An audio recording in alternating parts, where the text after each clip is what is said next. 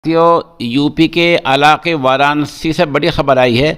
वाराणसी के बीजेपी के साबिक एमएलए हैं जिनका नाम माया शंकर है। ये अब एक कॉलेज चलाते हैं। इन्होंने कॉलेज में लड़की को बुलाया, फौश हरकत की, गलत हरकतें की। लड़की ने अपने घर आकर बता दिया। घर वाले गुस्से में पहुंचे और कॉलेज के दफ्तर में ही इनकी पिटाई कर दी, थप्पड़ मारे और इनको सबक सिखाया।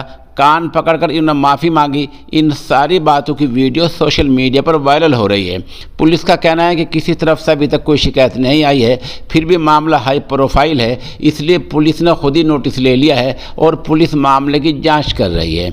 देखा आपने कितनी कमीनी हरकत की। ये बीजेपी के साबिक एमएलए हैं, पूर्व विधायक हैं, वाराणसी से बीजेपी के विधायक रह चुके हैं। अब एक वहीं कॉलेज चलाते हैं। कॉलेज में पढ़ने वाली लड़की को बुलाकर फौश हरकत की, छेड़खानी की। लड़की ने अपने घर वालों को जाकर बताया तो घर वाले आए और दफ्तर में ही इनको सबक सिखा दिया।